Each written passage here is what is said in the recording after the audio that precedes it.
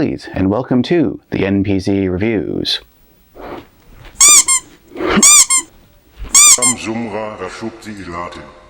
Trying to rethink the time stream on Lodoss.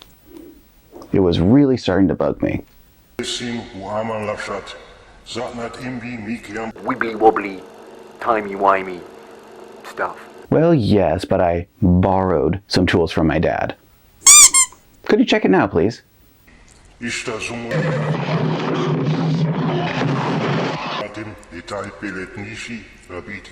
This is gonna take a while then.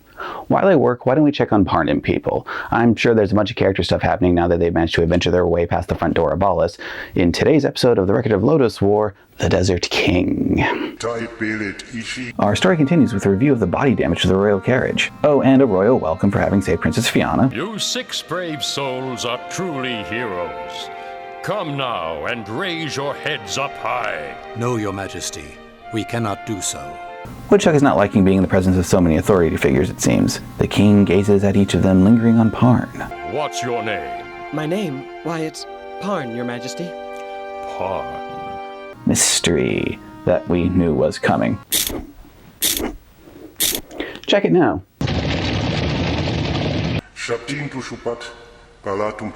Meanwhile, a man is riding through the desert. Hopefully his horse has a name, while not skipping sword day apparently. They're enjoying their ride through the desert, in plate mail, when they get a flyby by some albino pterodactyls. One of the guys is trigger happy, but his boss here holds them back as the beasts have riders. I pity your horses having to run all the way to Valis. Flex. They exchange some pleasantries, and Prince Jester tells them he's off to the northern borders near Mice before he flies away. This whole exchange reveals to the rider that more nations are on the move. They finally reach the forest when the plot moves into the man's path. Turns out it's Carla. Such surprise. She introduces herself. My name is Carla. Perhaps I will give Lodoss to you. And I assume tests him. He breaks out of her magical grasp and she bamps out, leaving the man, somewhat confused, to rejoin his men. Meanwhile, again, a royal party is happening. Ato and Slain ruminate a little. You'd never guess we were about to go to war. A traditional way to raise morale. I'm saddened to think how many will not be coming home. Aw, he cares. Then Parn and Deelit make their entrance. I expect Deelit to look good, but Parn cleans up nicely as well. And she starts working on Parn. I only wish dear Ato here would have changed as well. But, Princess, I'm a cleric. Is that what they really teach you? Never take off your priestly robe? And Woodchuck goes to have his own fun while Gim is still processing the revelation of Lelia. After that, we get a little backstory as a bard sings of the 6 heroes, which includes Beld, Fawn, Wart, and Carla. They were an adventuring group who slew the Demon King in the Labyrinth 30 years ago. We know Beld and Fawn hate each other, and that Carla was always a bad actor. I half suspect this is less world backstory, and more like the DM's previous gaming group had a bad falling out, and this is their way of processing it. This rumination is interrupted by the arrival of the man from before. Parn is very excited. Why, that's the King of Flame, Deed. His name is Cashew Arnigue I.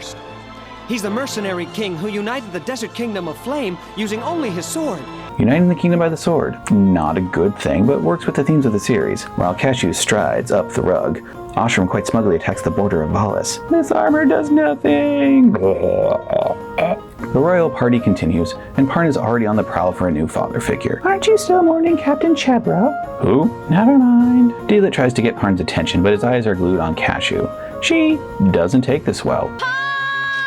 Parn is confused and Deelit storms off. Meanwhile, Woodchuck has found some fun more his speed. His distrust of jailers aside, he's doing well, and we learn about this guy named Naba who's waiting for a beheading. Turns out he beat his captain to death while drunk. With a haircut like that, who wouldn't? Still, Woodchuck is unfazed. At least until it's discovered he's been cheating. Woodchuck knows when to hold him and when to fold him, but he clearly still needs work on when to walk away and when to run. How's it now?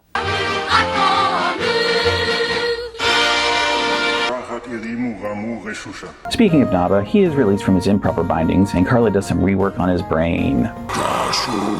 The back and forth continues at the party where the princess is pushing Ato out of his comfort zone, and Parn continues to eye Cashew, so Deelit decides to take him out of his comfort zone and dance. As Deelit takes the lead, a bruised but still alive Woodchuck catches sight of Naba heading towards the party. As the two plots move towards convergence, Deelit is actually making headway with Parn when they dance right into Father Figure 3.0. Our brave hero is so young. Am I wrong? Or didn't you come here to fight? And her progress comes to a screeching halt. She gets some air and encounters Gim. He's not talkative, but is receptive to the elf's company. She in turn is empathetic. Oh man, he must be feeling bad. He's drinking wine.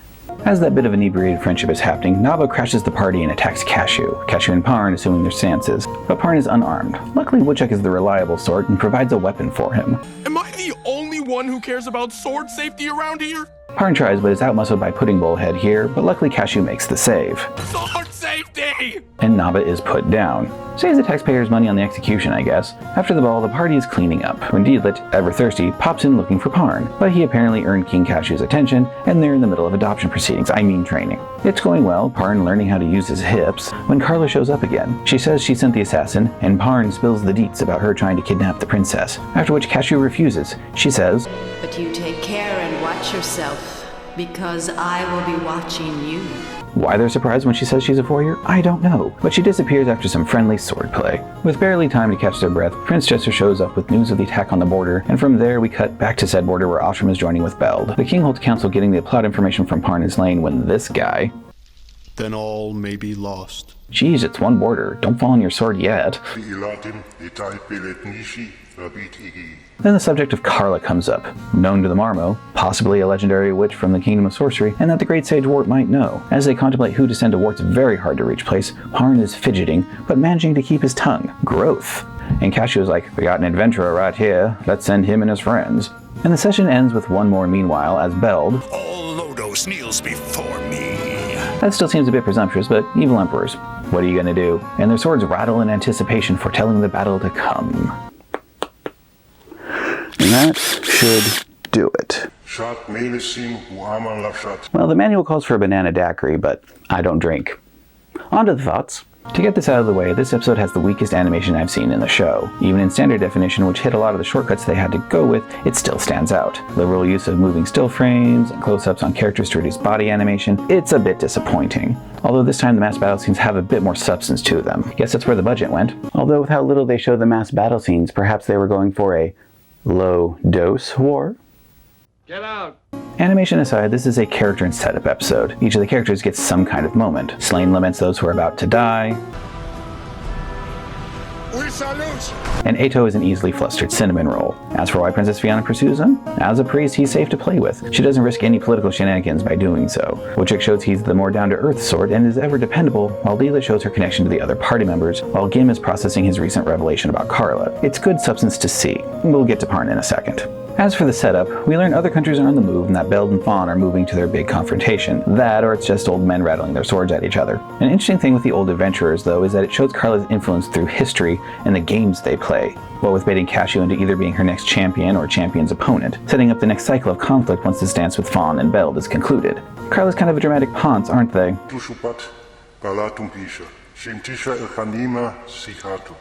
Parn remains the primary point of view, and he's drinking in the war fever. At the moment he's still running on daddy issues and idealism, but the realities of the war will hit and will hit him hard. How he responds to this inevitable loss of naivete we will have to see, but he's got a good group at his side. Hopefully his new father figure will survive this time. Third time's the charm, as they say. Oh, why can't Valis take it easy on me? Valis has other problems. Other than the weak animation and one odd dub choice, Hey, it's... this is a good character episode. They're able to emote and relax, for the most part, despite the larger elements at play.